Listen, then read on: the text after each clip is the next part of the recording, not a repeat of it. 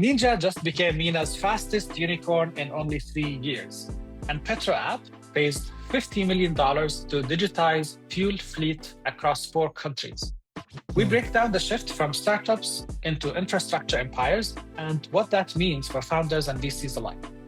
Then we jump into Spectre's Telegram gaming with A16Z's speedrun and Impact 46. Is this MENA's capital going global or going out? And finally, OpenAI loses top researchers to Meta.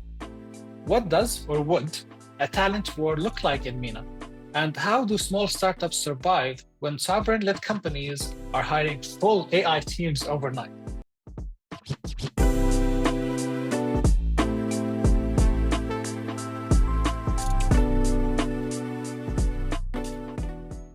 Hi, everyone, and welcome to a new episode of the VC React podcast. Every week, we bring you insights and reactions from top VCs, LPs, and angel investors reacting to the latest news on startups, VCs, and investment rounds. Let's jump into it with our amazing guests for today, Seksek, an angel investor and host of the ABEZ show. Atheer AlKhalifa, angel investor with Oqal Angel Group, and my co-host Jamie Lane from FWDstart. In the video description, you can find more details on our guests, their LinkedIn profiles, and links to their companies' websites. This episode is brought to you by OCTA, the AI-powered finance automation platform built for modern businesses. Managing receivables is not one task. It's dozens of repetitive ones. Correcting invoice details, updating PO numbers, following up on payment status. It's operationally critical, but painfully manual. OCTA changes that. It helps you automate your financial operations, starting with accounts receivable, so you can focus on what you're actually good at, growing your business. From contract to cash, OCTA's AI agents handle everything: invoice creation, reminders, dispute resolution, payment tracking, reconciliation, even financing. You don't need to learn how to use OCTA. OCTA learns how you work. It adapts to your SOPs and existing workflows to get the job done. Finance teams at Careem, Lean Technologies, and Outgram rely on OCTA to reduce admin time, speed up collections, and unlock cash flow. If you've heard of them before, you know that they used to say 100 companies use OCTA. The number is now 500. They are moving fast. And that kind of growth only happens because the problem is real and the solution actually works. Automate the finance work that slows you down. See how at weareocta.com. Our weekly news are brought to you by FWDstart, a twice-weekly newsletter that breaks down what's happening in the MENA startup, VC, and tech space. Hi, Jamie. We have a lot to cover today. What do you want to start with? Yeah, we've a ton to cover today. So look, let's start with Ninja. As you mentioned, the quickest regional startup to reach unicorn status. And this is a story that's been brewing for a while. We actually discussed this. I was checking back through the archive of notes. I think it was episode 28 when this particular round, I suppose, was first rumored to be taking place. It was reported by Bloomberg. I think it was back in March that they were intending a raise at a $1 billion plus valuation, and that has now come to fruition. We've learned that it's a $250 million round led by Riyadh Capital, with participation from other local investors as well, at a reported valuation of $1.5 billion. So it gets to join that very exclusive club of tech unicorns in the kingdom. Some very brief context about Ninja. Like, founded in only 2022, like its rise is remarkable on one level, by former Hunger Station founder Ibrahim Al Jassim, Saud Al Khatani, and Camberg Donles. Grocery delivery platform. It's since expanded to food delivery as well. Operates across a number of different markets: Saudi, Bahrain, Qatar, Kuwait, and claims to be the country's largest grocery delivery service by GMV, and is targeting a listing, as every company now seems to be when they announce a round. And they mentioned a particular year which they intend to IPO, which is 2027. Look, incredibly competitive market. We've spoken about grocery delivery quite a bit in Saudi Arabia over the last couple of months. From Hunger Station, Nana, Jahez, Careem, Noon. Recently, we now have Egypt's Rabbit has entered the fray. Maitan's Keeta, they've now obviously began with food delivery in the kingdom, and now they're ramping things up with Keymart, their sort of dark store platform as well. Reading some interesting insights from Red Seer, the consultancy this morning, in terms of the degree to which sort of quick retail has grown, especially in sort of a GCC context over the course of the last number of years. I think it represented kind of less than 5% of quick commerce, which encompasses food delivery as well, back in 2019, and now it's capturing about 25%. So a fivefold increase in market share in only 5 years, which is obviously incredibly significant. But it's incredibly fluid as well, I think, in terms of who the leader is in a Saudi context. I mean, they cite that I think you had Nana was a leader back in maybe 22, then Hunger Station, then last year you have Ninja. And look, with the competitive landscape the way it is this year, it's somewhat unclear as to who the leader is going to be in 2025. But look, it's incredibly exciting. It's a huge round. And everyone claims that they are the leaders today. But anyway, you disappoint me, Jamie. Every time we bring me news of IPOs, they say it's in 2027, 2028. And I remember in the beginning of the year, I expected, or I predicted 10 IPOs this year. It keeps getting delayed. They've extended just to spite me. It's all... I know. It's only been 3 years, and now it's $1.5 billion. It is really the fastest unicorn of the MENA region in only 3 years. What's really driving this kind of growth and conviction? Atheer, what do you think? I'm actually an investor in Ninja, so I've had a privilege of following them closely. And as you said, I think what's happening with the quick commerce market, the growth is incredible that we see there, even though the competition is fierce. With Ninja is an exciting story, I think, that can come out of this tech Saudi ecosystem. They've only raised 2 rounds in 2 years. So from pre-seed to pre-IPO, that shows the execution velocity of the team there. And I think they have an incredible growth journey ahead. And they've grown from, offering only grocery products to becoming a multi-vertical digital retail platform. And so I think the growth there is incredible, from core retail all the way to beauty and pharmacy, which are mainly high margin verticals. And the execution that they've managed to do there is truly incredible. I think for its valuation, 1.5 billion, it's really not just based on future projections, but rather backed by real traction. They have, I think, over 1.5 million customers that they serve today across their platform, processing over 2.5 million orders per month. So you can see the penetration there very clearly and the traction. And this is all under 2 years. So that speaks in of itself on the capabilities and execution and the potential of the company. And to your point where you talked about, we're seeing a lot of surge in IPOs coming into the kingdom recently. What I see here is that now Saudi isn't just becoming it's a market that's catching up, but rather we're actually producing serious companies with IPO potential and narratives, and and scale stage investors and growth stage investors can actually step in and help them reach there. So for me, Ninja is a great Q-commerce story, and it's maybe a signal that Saudi tech ecosystem is growing, and it's growing fast. Abe, did you invest in Ninja? No, I didn't. وبصراحة, I want to congratulate the team. Fun fact, Brahim Jassim actually technically did an internship in one of my first startup. So I've known him since, I think, 2009, 2010, when we were scaling Crystal, the call center company in Jordan. He wanted to better understand what customer services, the journeys and stuff like that. So, and then he went out and started Hunger Station and the whole thing. That also shows you the level of now founders coming up in the kingdom. They're getting good, mature founders with experience. I'm sure the Hunger Station, from back by the Delivery Hero playbook, showed these guys, depth in growth, depth in agility, and how quick they can react to certain things. With clearly, Ninja going in 3 years to have that much of growth and acquiring that amount of users, plus being super agile, not raising 1 million rounds and not, you know what I mean? Like, I know they did raise 2 rounds, but that shows you like the whole serial entrepreneurship mentality, Capital efficiency as well. efficiency and like how fast they can scale. And also it gave them a good opportunity to look what's out there as talent in the market. Let's not kid ourselves. Logistics, especially in bigger markets, is always gonna, and I think there will be more than just Jahez and Ninja gonna be traded, on the stock. There's gonna be another 4 or 5 companies in the next 5 years that are good because the market is that big enough. You know what I mean? And if you look at the infrastructure, whether it's the dark storage, dark facilities in the kingdom, there's quite a lot of things to be done on that front.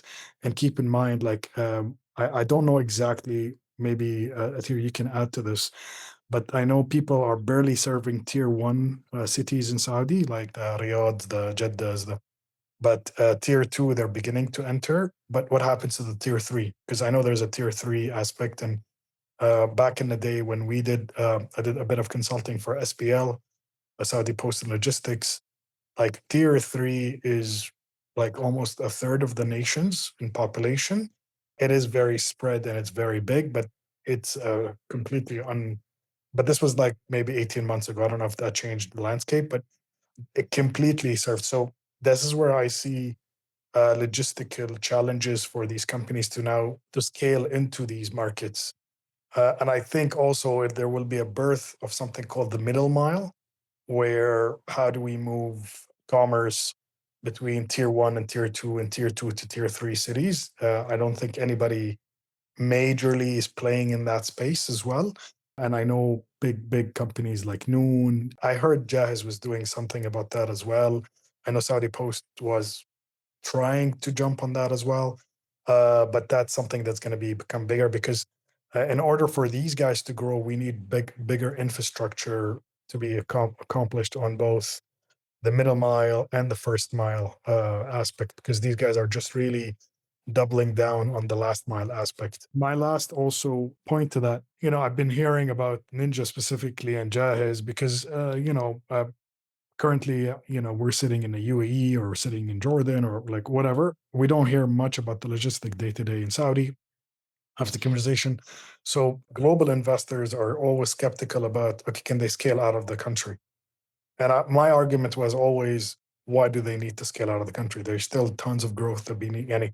Where are they going to go? Qatar or Bahrain? Okay, I know they're small markets for them. Why would you invest in a full new infrastructure in a brand new country while you can literally go into, like, as I said, tier 2 markets and, heavily, invest there where you can really own more of the market. And I think on the point that Atheer said as well, and you guys, I think there will be this very competitive edge between top 3 to 5 players, where every year you're going to see one player on top of the other because of them either, finding a newer way or finding a more efficient way to acquire that, plus adding more niche verticals like the pharma, like the beauty, like the flowers, like, there's a lot of these that are very high margin. And because if you're going to do food delivery, the margins are not as good as obviously those other ones. So how do you make that? And then the last point I'd like to mention as well is, let's talk about them becoming super apps, because that super app, then soon there will be a fintech play like what Careem did with Careem Pay. And, there needs to be, like, I can't download Jahez, Ninja, like all these apps have on the phone. This doesn't make any sense, right? So how do And we, maybe embedded financing also and to their clients. I'm sure they're going to have a conversation from the banks and the central bank saying, how can we push financing, lending, anything into that aspect? So that's something that is very important. And I think that's where I see, but they have not really, in my opinion, finalized or captured the whole market when it comes to the logistics aspect before them entering another vertical or adding another product. But that's my train of thought. Last week, we talked a little bit about super apps, where there is communication super apps like the chats, WeChat, and the others.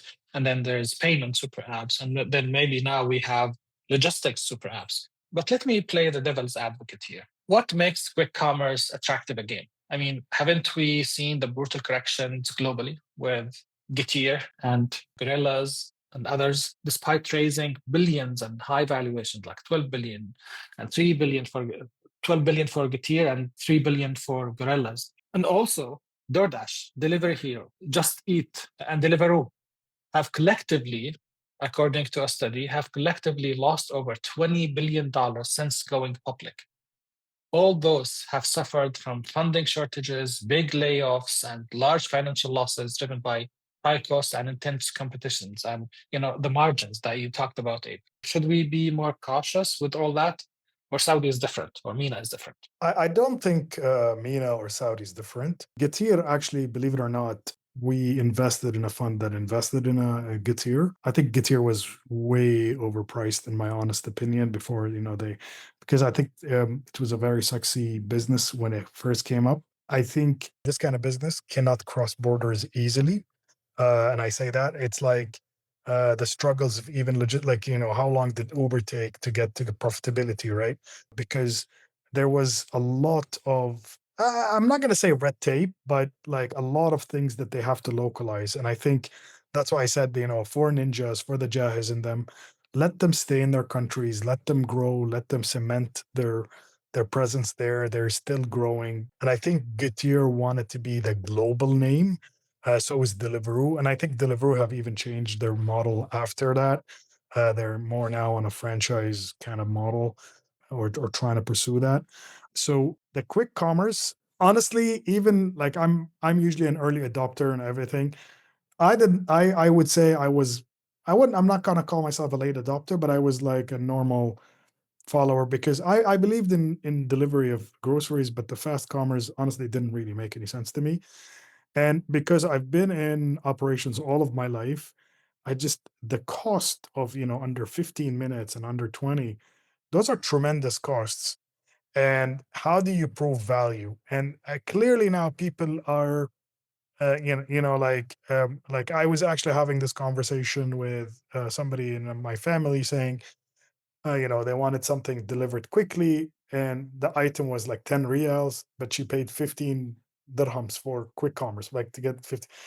Are people gonna keep doing that? Like, what does what is in reality people willing to pay for convenience? Because that's what fast commerce is all about. Like you know what I mean? Like, okay, fine, if I have some people over and I'm missing a bottle of water or whatever, like, okay, I'll have to. But like, how often is that gonna grow?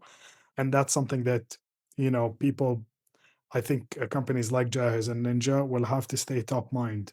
By the way, like while watching a movie, order a couple of snacks and stuff. Do you get what I'm saying? Like that aspect of the business, I don't know how scalable on that front, unless people have to keep spending money on acquiring customers.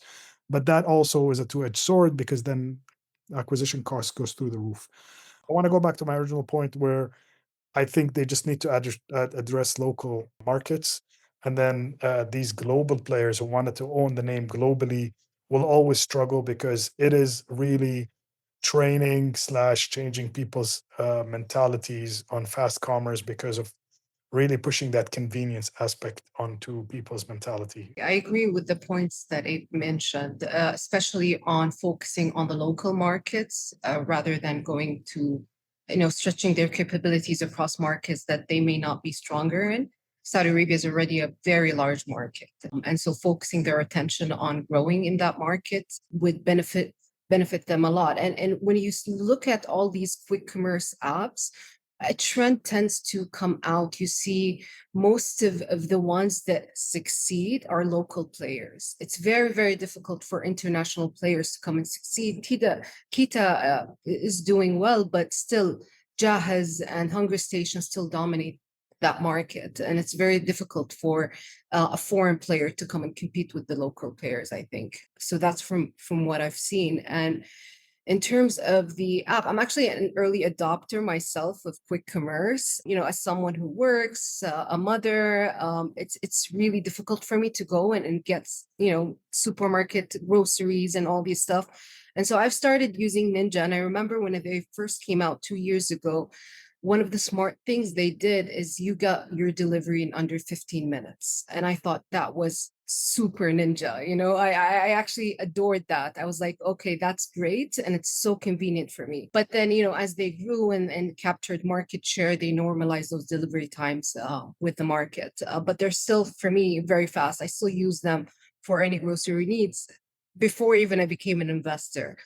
And I still use Jahez and Hunger Station, but what I like about Ninja is it gives me that product offering where I can choose groceries, I can choose beauty products, pharmacies, and all those different verticals. And so, expanding into these different verticals, offering the clients, I think, convenience and options would really stick with customers, as well as sticking to short delivery times. I get really excited when I see companies raise big amounts of capital in such a short time and see them grow fast, just like Silicon Valley companies. An But at the interesting same thing, time, last yeah. round, they actually allocated and they entered a lot of angels into this round. I think over 100 angels into this Wow. round. So that even shows, the angel investor environment or ecosystem, how it's growing in the kingdom. And we see a lot of angel investors coming in and becoming, wanting to learn about angel investments, wanting to become an angel investor, wanting to support all these different startups and become part of their growth journey. So I think that's inspiring also to see within Saudi. That's all amazing. But my question is, many years ago, there was this startup genome report that was done by UC Berkeley and Stanford. And it had contributions from Steve Blank and many other big names. And one of the biggest reasons that report cited for startup failure was premature scaling. How can we find that balance between this excitement and raising so much capital in such a short time and growing and scaling so fast with the risk of premature scaling and failing? Hopefully they will not. I'm just trying to find that balance. Atheer, what do you think? I think it would really depend on a couple of things. Execution strategy, how well is their execution strategy, how reasonable it is, or are they overstretching themselves? It would depend a lot on their ability to manage their cash accordingly. And I think they've proven that, with achieving this growth in over the last 2 years, but it would really depend on their execution strategy. They did mention that they're growing fast and they're planning to reach, I believe, over 1 billion in gross merchandise value this year. But that's not revenue, so we have to keep an eye on the margins as well as they enter new markets, as they expand, as they grow. But I would say mainly it's about the ability of the team to execute effectively, the ability for them to manage their cash effectively, and it all depends on the strategy and the vision and which markets they enter. That they should be very careful on going into Red Sea markets where the competition is high, where existing players who have been there already acquired. And that's the thing with the platform businesses. Once they acquire a large customer base, it's very difficult for the customers to switch. And so focusing on markets where there's no existing dominant player would be, I think, the way to go. Okay, let's move on to the next story. From groceries to CAS now. Yeah. What's happening with PetroApp? Exactly. I didn't think it was going to be like the fuel fleet platform summer, but lo and behold, we find ourselves chatting about similar topics in as many weeks. This time around, we've PetroApp, Saudi-based startup. They've raised 50 million to expand their digital fuel platform. And again, as is custom, they're targeting a 2028 IPO. In terms of the backers, we've Jadwa Investments. They've committed $45 million. As part of the $50 million round. And we also see the participation of Bunat Ventures, who interestingly actually led the pre-seed for Ninja back in 2022 as well, that particular round. In terms of PetroApp itself, I'll be honest, I wasn't familiar with the company in advance of this particular round. Just full disclosure, I actually hadn't heard of them. But Next two of us. yeah, I mean, so look, yeah, it was, okay, there you go. But look, it's super impressive stuff for what they've disclosed, at least. They founded back in 2018, as mentioned, offers digital fuel payment and fleet management solutions, manages over 500,000 vehicles, 10,000 corporate clients, operates across 5,000 fuel stations, and real market diversity as well. Obviously, Saudi, Egypt, Thailand, and Nigeria. In terms of where they operate, their only previous venture backing, from what I can see, was back in 2019 from RZM Investments. Not entirely sure what that was in terms of the amount that hasn't been disclosed to the best of my knowledge. And I guess one of the standout things from this particular announcement as well is that the fact that they've received accreditation from Saudi's Expenditure and Projects Efficiency Authority, EXPRO, which in other words sort of essentially qualifies it as a kind of trusted vendor for Saudi government entities, which helps, I guess, from the perspective of building those kind of deep integrations with public and private sector fleets. So there we go, PetroApp. Yeah, it's like Octane. We talked about Octane 2 weeks ago in Egypt. Yeah. I don't know. Are we seeing the rise of fleet? Not fleet, just fleet management. Now fleet fintech, fleet logistics management as a serious category now. I think we're seeing the verticalizations of the logistics sector, and that shows you another kind of signs of maturity of the tech market. You know what I mean? Like, I know we were just talking about logistics with Ninja earlier. That's more of a horizontal play, but I think now we're seeing more verticalized. I personally don't know much about the space. I know we've had 1 or 2 employees before that worked for us that worked for Kafu, which is, you know, the delivery platform that was based in the UAE. But I have a feeling this this whole petroleum thing is more of a CVC play, more of a corporate venture builder of a company trying to spin off their fleet and their delivery into a separate P&L statement. Because as you said, like, I've been in the ecosystem for the last 20 years here, and I pretty much know the ins and out. And, you know, me, even when I got the brief from you guys, and I'm like, this is an interesting play. Don't quote me for this, but even like when I looked at even Kafu, Kafu now is in Canada. Kafu is in like I think they're trying to find plays globally, and I think there's a regulator aspect as well. Like the cars and stuff need to be meet, and there's also, I think, I know for a fact the distributors in Jordan and in the UAE and Qatar, they're not allowed to raise the price of gas. They only can charge you either a membership or a fee per delivery, but they cannot actually, you know, raise. While in the US and Canada, the rent a car model where you rent a car and then you have to bring the car back to exactly where you received it. And then if not, they'll add $1 a liter or whatever on top of that. They can do that. And I think that's why a lot of these apps were either looking at these kind of countries, because then they can charge a markup of premium. Plus, they were always backed by an oil and gas company. Like the one in Jordan is backed, I think, by Total, which is a multinational. I think the one in Kafu was backed by somebody in I think it was Enoch, if I'm not mistaken. I could be wrong. Like, again, I don't know much about the space, but I think we will see a lot more verticalization of the logistics sector.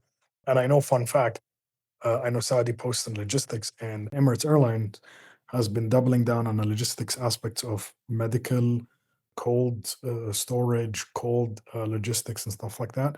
So we're going to see those verticalized, because it's, as we said, it's such a huge infrastructure play for logistics, and these people will have to come in and differentiate the horizontal to that very niche vertical. That's what I think that's going to happen in the region. Yeah. So, and I know we'll have more and more of those. But $50 million and the numbers that you just mentioned about the fleet size, that's, you know. Let me come back to the investment amount. Atheer, what do you think about the infrastructure play, reactions to this? I haven't heard about this company before, but when I read about it, it was pretty interesting. It's basically taking a legacy industry and digitizing it. And I think, when I saw that they're all in these different markets like Saudi, Egypt, and you mentioned Nigeria as well, and a couple of others, and managing over 500,000 vehicles, it clearly shows market penetration But what's interesting as well is their focus on corporate clients. And the interesting thing here is once you integrate with a government or an enterprise, the fleet operations of that government or enterprise, it's very difficult for those clients to switch because the switching costs are huge. So from looking at it down the line or from an M&A perspective, I think this is the kind of platform that could attract players like oil and gas players, regional fintech consolidators looking to consolidate, or oil and gas operators that are looking to modernize. I think it could be an interesting play, but I don't know much about the space. But, seeing Jadwa come in with the large check, gives a signal that this isn't just a, typical venture bet, but it's more of a bet on the logistics infrastructure, betting that it'll be the backbone for mobility here in the kingdom. And if they can move, as you said, into different verticals like predictive maintenance or insurance integration or even EV charging, the upside becomes interesting. Atheer, you mentioned the $50 million, the big amount, and Abe, you wanted to talk about this. And my question here is very simple. From Jadwa, 45 million from one investor into this company. That's more than the size of a whole fund for many VCs in the MENA region. That's a very big, bold move into B2B logistics, right? I know Jadwa has a big AUM, more than like $30 billion. 30 billion, yes, I think, or more, 25 plus.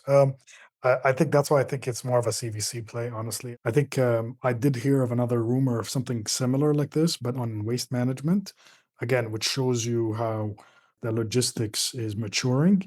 Like, because I know waste management as well is going to be a very hot topic in the next year or two, especially in the kingdom, especially in our region. Probably that will feed into alternative energies and stuff like that and alternative ways. But that investor coming in with that big of a ticket, owning 90% of the ticket, it shows you it's either been mandated. Well, I don't want to say mandated. Mandated is such a tough word, but like Jadwa wants to put money into that specific field, and they felt this is something that they can definitely grow, and it's something that is more established a strategic investment than just a VC play. I don't think it doesn't. Doesn't sound to me like a VC play. It definitely is more PE-ish, more of a strategic. Let's double down on this vertical kind of thing. Let's own the name, because I don't know if you can name 3 competitors to this company. I don't know if we can, right? So, and if they're probably have some kind of, because I'm sure them managing 5,000 fleet is that they don't own the fleet. I'm sure there's some subcontractors underneath them. So again, I think maybe they just put everything under one lump sum and said, "Yalla, let's do this." But it's interesting. It's interesting, which means also that the whole maturity of the logistics sector is also coming up. Yeah, Atheer, what do you think about Jadwa investing this big amount? I think it's definitely a strategic investment that I agree with completely. But what's the reason behind it that we don't know. One of the first things that came to my mind, it's either a big bet on this particular vertical, or there could be it could be a long game strategy wherein they have a company within their portfolio. I'm not aware of the portfolio, but maybe they have a company within the portfolio that have significant synergies with PetroApp, and it could be a potential acquisition in the future. So that would make sense to me. Why would they come in now at a big check and test it out and see how that goes, accordingly. So yeah, I think it's definitely a strategic play. Why they did that remains to be seen. Okay, so this is just like an observation on the market. I'm seeing a new trend. Old school corporations, big corporations in MENA and in the world, industrialized physical processes like milk, cement, steel, shipping.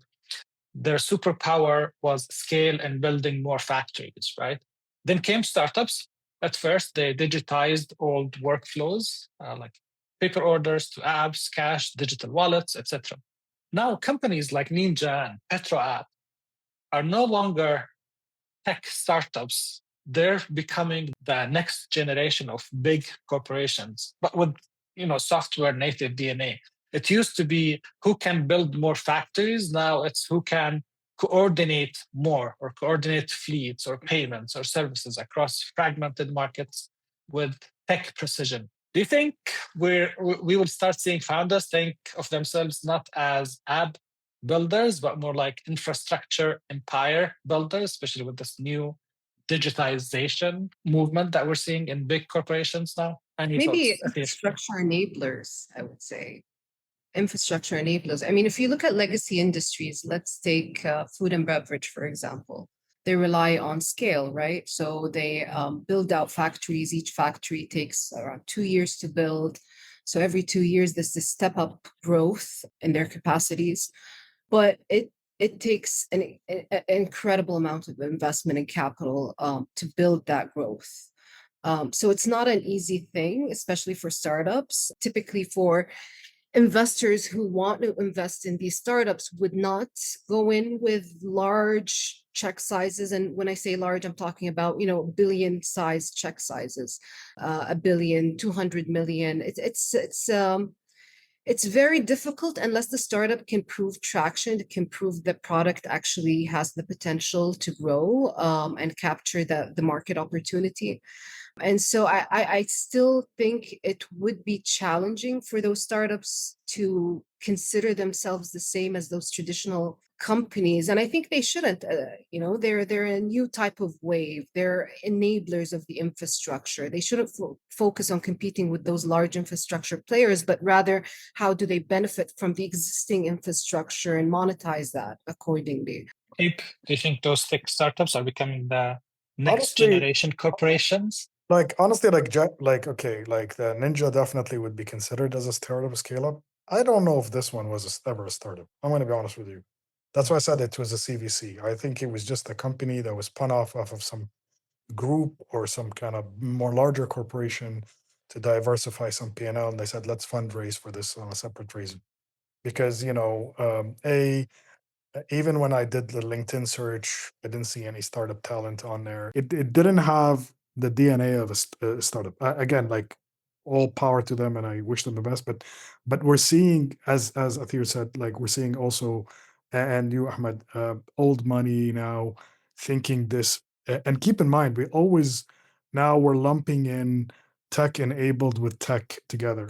I don't know, what is that business about? They probably just built a platform where people can book, but the business is still the cars, the oil, the fuel, it's not, there's nothing techy about it. Okay, maybe the optimization of the booking and logistics, algorithms in the back, but what is that really a part of the business? 5-10%. So that's why I'm saying these tech enabled plays now are been spun off into sexy tech plays, and they've fundraised. I think this is also and he sometimes gets into where they're trying to get maybe they're trying to get eyeballs to say, okay, we just raised 50 million. Let's, stay on people's radars, maybe in a year get acquired by somebody, like a pure CVC play. That's why I said it sounds like a CVC, corporate venture builder, where, you know what I mean? It was literally yanked out of a business, put in a company, and then they said, yalla, take it and go kind of thing. This is how I see it, honestly. So that's what I'm saying. And they also need such PR if they're planning to go public. They would need such 100%, PR, of course. 100%. So Okay. Was this their only round, or have they raised other rounds prior? there is nothing about them. لا أتذكر Yeah. شو. There is Just one round back in 2019 from RZM Investments. That's the only reference to a previous round. And I do know the chairman of RZM. So the founder of RZM is the chairman of PetroApp as well. So look, I'm not entirely sure of what the relationship is. Okay, Jamie, then move us to gaming. Let's talk about fun stuff now. Yeah, let's chat about gaming. And this is an interesting one as well. We have a Saudi VC in Impact 46. We have a global founder. It's on Telegram, and the gameplay is crypto native. So I'm not entirely sure about those last two components. So many buzzwords, Jamie. There's a lot of buzzwords. There's a lot of buzzwords in there. It's very buzzy indeed. Yeah, so it's Spectre Games. So they've raised a $5 million in seed funding. in a round that was led by A16's Speedrun, and as mentioned, also saw participation from Saudi-based VC Impact46, founded in 2024. Essentially, it's building Web3 hybrid games that integrate blockchain elements without sacrificing gameplay, whatever exactly that means. Their first title is called Spectre Agency. It's live on Telegram. Offers social gameplay with crypto native incentives built in. Essentially, it just seems like it's a new way to kind of introduce monetization layers kind of on messaging platforms. In terms of, I guess, Impact46's involvement, like at first you might go, why? Where is this coming from? And they did launch a gaming fund, dedicated gaming fund back in, I think it was March 2024. At Leap is a $40 million fund that was sort of designed to support the growth of the gaming industry in Saudi. Like it was, I think it was part of the gaming and esports financing program, and like it was in cooperation with Saudi Esports Federation, the National Development Fund, and the Social Development Bank. And look, their mandate wasn't explicitly in like Saudi based. It could be international as well. But that being said, I think I'm maybe somewhat struggling to see what the relationship with the Saudi market strategy is with this particular one, whether it's, I don't know, potentially down the line, the development team based in Saudi, or like, is it just like a Saudi themed character in the game? I don't know. I think that it signals that I'm just thinking Impact46, it makes a lot of sense for them to go and invest globally because we don't see a lot of gaming startups here. So that strategy makes a lot of sense. But if I were in their shoes, I would invest in those companies global that would then go and enter the KSA market. And that's where my value as a VC could come in. So I would assume like later down the line, they would enter the Saudi market. I think it's very smart of them because they've kind of hit two birds with one stone, kind of Yeah. entering the crypto and also entering the gaming space at the same time. Keep in mind, I don't know if you guys know, but Saudi Arabia is in the top 5 countries in the world in the consuming of gaming. So it makes a lot of sense for a lot of these, and that's why there's a lot of esports initiatives and a lot of e-gaming initiatives in the kingdom. And then the kingdom for a while, even PIF was obviously heavily investing in savvy games, Nintendo, Sega, whatever, like even the big players, right? So this just adds another layer to that complexity of the gaming thing. It is very interesting as well for Impact46 to go together in with global investors, and I think a part of it is them learning how to play the global game, which is I commend that tremendously because now they're looking at becoming a powerhouse name globally. Number two is literally, I think that whole introduction into the crypto space. I know crypto it was popular maybe 4 or 5 years ago, and then we had an Arctic winter for them for a while, and now they're coming back and up. And that whole messaging, social aspect of gaming play has always been there, but now I think layered on top of messaging app like the Telegrams, like the WhatsApps, like the WeChats. I think that's gonna add that extra layer as on top of that because they're literally jumping on top of users that are already existing, so they don't have to. The cost of acquisition there is not as high as it getting it from scratch, and then also that would also enable them to enter a new market of this people educating them into the crypto space or digital currencies, possibly also launching. Okay, I don't want to say the bad word of NFTs or relaunch of NFTs into that whole game space because they become literally assets there. I wasn't aware, obviously, of this deal, and I wasn't aware that Impact. I know Impact had a fund of $40 million because they were talking to one or two of our portfolio gaming companies back in the day. But I think we're going to see that space, the gaming reignite. I generally think that with PIFs investing that heavy, kind of scared a couple of those smaller players because into entering the market, they said, "Oh, well, if the big boy is coming in and heavily investing, what hope do we have for us?" But again, there is quite a lot of studios in the kingdom and in the region. I don't know because when I founded Akhtabut's sister company was Jawakir. I had nothing to do with Jawakir, but Jawakir also was acquired for quite a lot of money years ago as well, right? So, and I was very involved with Tomatum Games and Falafel Games and all these guys because we were in 2454 where they had a gaming mandate. So that market was on that path, and then I think suddenly got alienated off of those monster investments, I think, or something happened there. Let's see how this pans out. It's very interesting.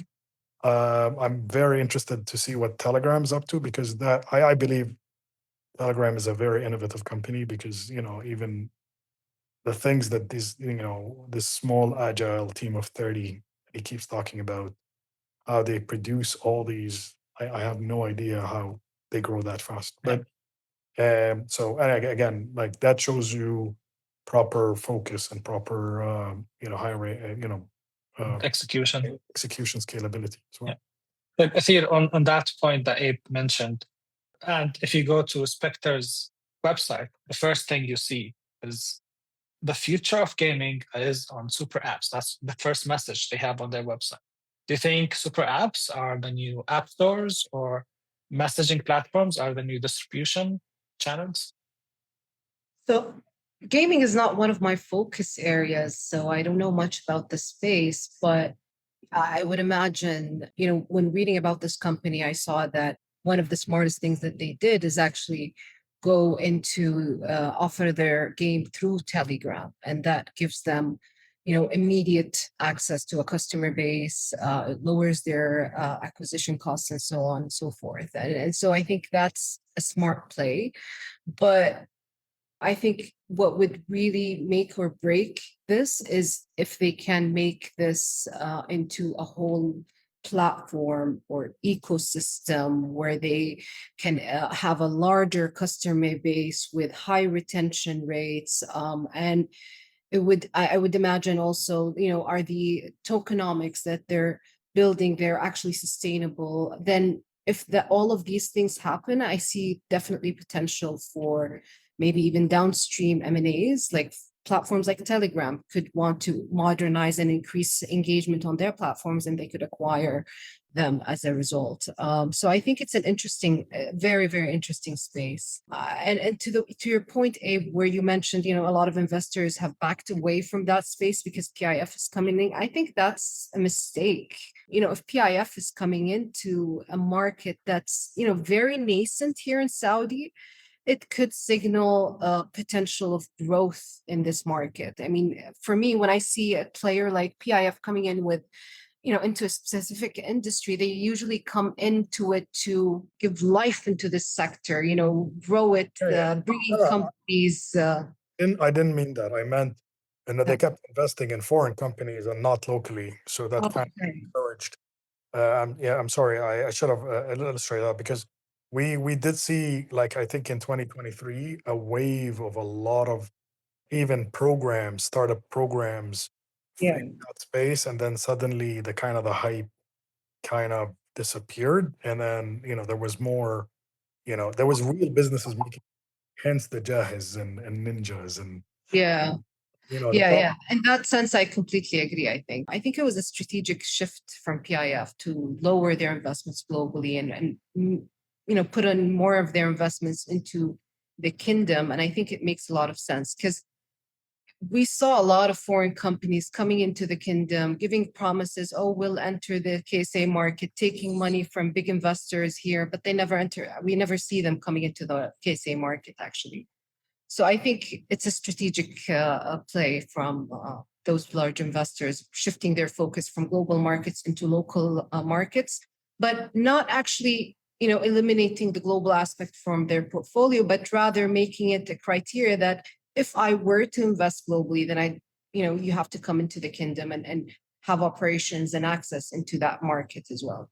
I totally appreciate having the MENA VC funds invested in MENA founders and MENA startups.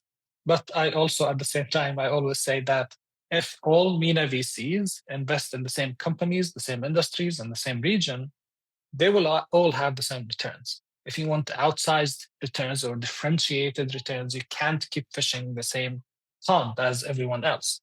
Yep. However, we have these examples of some contrarian VCs like Impact 46 and a few others who started co-investing with global VCs and global startups and making contrarian bets like games and Telegram. In any case, Jamie, can you move us to the last story? There's a war between OpenAI and Meta. What's happening there? Yeah, we mentioned, I think 2 weeks ago, the soap opera between OpenAI and Microsoft.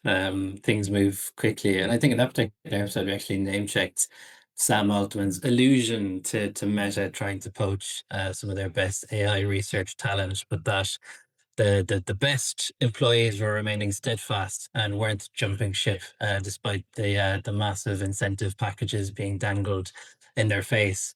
But things seem to have taken a turn, and that no longer appears to still be the case.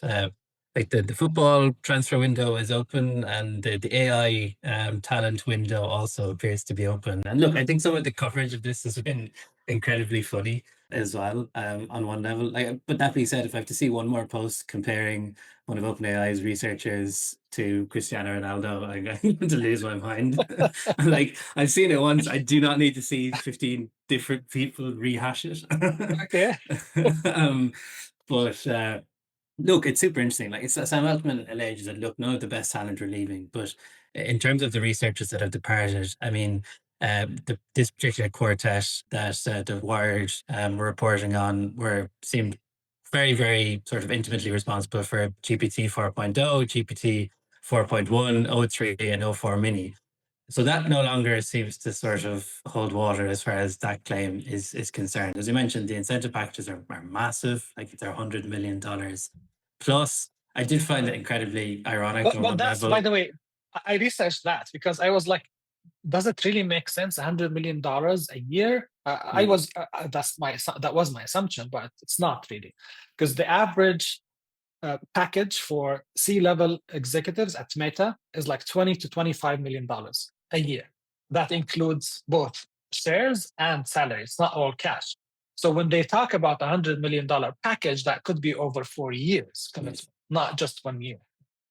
Okay, we're really getting into like American sports now in terms of how we're managing NBA contract situation here, which is funny in and of itself. But yeah, I mean, as I mentioned, ironic, like OpenAI's chief research officer, Mark Chen, in a note to employees mentioned that the poaching feels as if someone has broken into our home and stolen something, which I think many publishers around the world, the sentiment that they can relate to in terms of how OpenAI has pillaged their content in the training of their models. So look, I think there's very little sympathy on one level for OpenAI broadly in relation to this.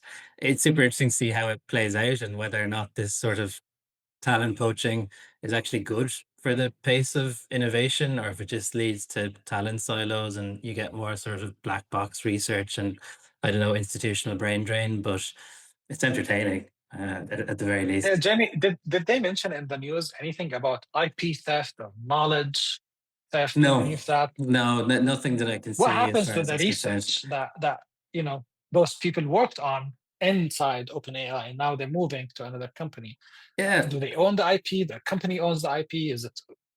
It's such a valid question. Like, what does a healthy retention strategy even look like in 2025 if the most valuable asset is just weightless IP inside a researcher's head? Like, what do you do with that? So yeah, I mean, it's crazy. I know in California, I lived there for like 9 years. The non-compete agreements are illegal, because if you work for a tech company and then you want to quit and move to another tech company, they cannot force you not to work for a company in the same industry because everything is tech. But in the region, I see a lot of non-compete agreements to maybe protect the company's secrets. But is there other ways to protect those secrets? And what's your reaction? Because Ahmad, in all fairness, like even the non-competes, even in our region, they don't, like, I've never seen a judge, really go against the non-compete. Like, if it goes all the way back to legal, the judge always goes the employee route and not the employer route, right? It's more of a scare tactic anyway. And believe me, I've been on both sides of that conversation. It's very funny that you mentioned that, and I do agree with you. I'm done seeing all these memes. And I read a very interesting article online specifically on that, because keep in mind, so I'm in full clarity, in the last 2 years, we ran the Meta Llama challenge in a startup bootcamp when I was leading it in both Riyadh and in Dubai and in we were going to run in Cairo, but so we ran a fully free operational come and just play around with the model, which was at that time Llama 3 point. I can't remember exactly what it was, but I saw an internal shift in Meta in the way of positioning Llama as their, their large language model into look at us, we're so developer friendly, we're open sourced, and all of that. I think that is resonating right now with a lot of these chief architects, of AI architects. It's resonating with engineers saying, yeah, I don't want to work for an evil, whatever. Like, do you get what I'm saying? Like that whole concept, because, you know, in all fairness, and I'm just saying that, like, whether you're going to pay me $20 million a year or $100 million, once you cross a certain threshold, it's nice to be in the bank, but like, what are especially Yeah. these guys, they work like 15 to 20 hours a day. Where are they going to really spend the $100 million a year? I don't see that, you know what I mean? So this is where now it goes back to values. And I think Meta's playing on like this article said something about values and how it's really poaching on that aspect of, let's make the world better kind of thing. And if it's working for them, bravo, but again, there should be that heat up between the five largest companies who are going head to head right now. And I don't think OpenAI has anything to worry about. Obviously, when you see a massive brain drain leave, that is a concern. But I think, they have enough time and they have enough cushion to restructure and rebuild around that. But that's what my feeling is. Yeah. But as I said, like speaking to a lot of Meta employees, especially in the communication space, they were really doubling down on the open sourceness of the model. Yeah. We're very developer friendly, how we want to be in everywhere, and we want to do that. And it's actually the latest one is a very powerful engine that you don't see a lot of people talk about. I know Gemini, Google has been pushing it for a while. I know Takatkah has been pushing Sonnet for a while and all those, but Yeah. Meta has not appeared in all these little things. I think it's very interesting to see this sort of AI arms race between these large corporations. And if these packages are 100 plus million ranges, that just shows how aggressive Meta is being within that space. I don't think they want to catch up to OpenAI. I think they want to leapfrog them. And so from an investor perspective, seeing that, I think it shows a risk and an opportunity. A risk in the sense that it exposes how fragile even these top AI labs are when it comes to talent retention and the implications of that, but also an opportunity because we may see a new wave of founders coming out, past researchers that spin out and launch their own verticals in different areas like healthcare or legal or education. Looking at this, I would say the implication for MENA is just don't try to replicate or try to copy what OpenAI is doing. Instead, invest in applied AI models that solve regional problems. I think that's where the market will head to here in MENA. Something that maybe we can relate to here in the MENA region. It's not Meta or OpenAI talent for, but telcos, banks, and sovereign projects, sovereign wealth fund projects are hiring entire AI teams overnight, like Careem, E42, and many other companies that are owned by these two giants. How can small startups in the region compete when their best engineers are lured away with triple and sometimes quadruple their salaries from government entities? Atheer, what do you think? There's a lot of support actually from government entities. You have funds like, for example, NTTP, who support AI. They have an AI fund, they support AI startups. I think there's a lot of capital, there's a lot of opportunity. And I think one of the things that makes startups, unique is that they're agile enough to tackle problems that the big corporations can't do to their legacy systems, for example, or due to other reasons. Whether it's policies that makes them slower to act and move on these opportunities. So I think the opportunity is there. I think we still haven't even scratched the surface in this region.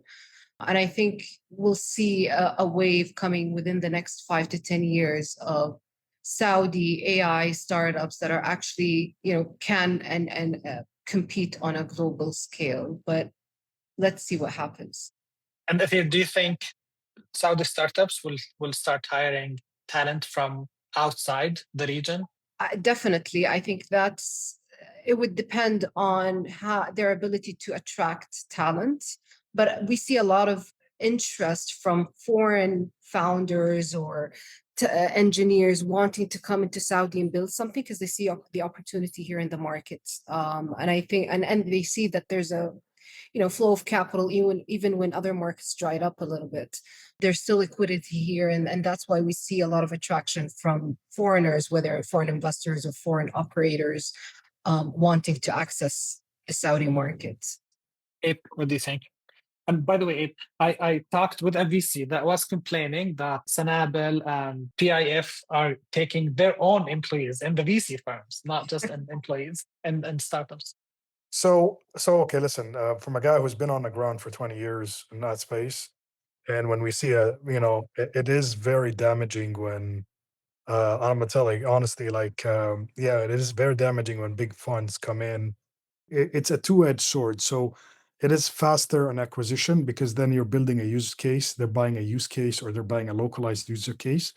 But then again, the dream of a unicorn disappears, right? So there will be when you talk about Humane and you talk about G42, they're going to be on a huge M&A, but they're going to be picking up essentially acqui-hires. So they're going to be picking up companies at a couple of $1 million, where because they had, two very smart engineers, instead of them, poaching them, they'll just say, well, just buy whatever you bought with the IP, whatever you built, right? So that's going to happen a lot.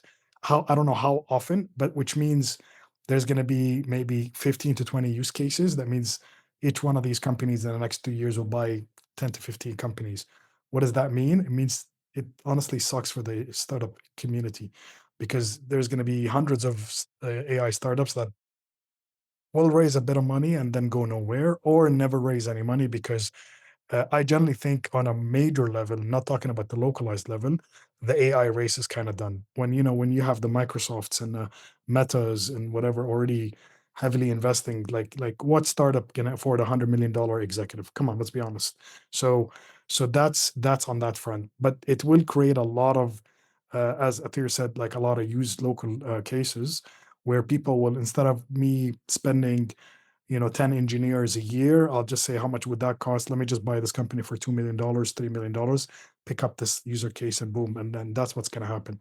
There's going to be a lot of that. There is quite a bit of local talent coming up in the AI space, in Saudi Arabia, in Jordan, in Egypt, you know what I mean, on a local level. And so this is good news for the talent. It's always good news for talent. Not so good news for building like a unicorn path tech, you know what I mean, at this moment right now, again. But it's good also to see that there is a very good sign as well. It's, both G42 backed by the UAE, very governmentally led, driven with contracts, Humane with PIF and stuff. It's good that the governments are thinking that forward, where they're heavily investing in the future of the country itself. So that's another really good thing, because that's also going to create a lot of jobs, a lot of training paths for engineers, architects, scientists, researchers in that path. So this will be another hub for us, for people to come in. So it is a two-edged sword. But again, need to start somewhere. I think the AI race, on that user front, localization, agentic module is still on its very early days. But I think on a platform level or an incubator level, on a global level, that race is kind of done and polished. Before we wrap up, A big thanks to OCTA for sponsoring today's episode. If you want to get paid faster, access financing, and automate your receivable process, head to weareocta.com. That is WEAREOCTA.com, and take control of your accounts receivable today. I really enjoyed the conversation and didn't feel time. Thank you so much, Atheer and Abe, for joining us. Thank you And for we hope to see you soon again.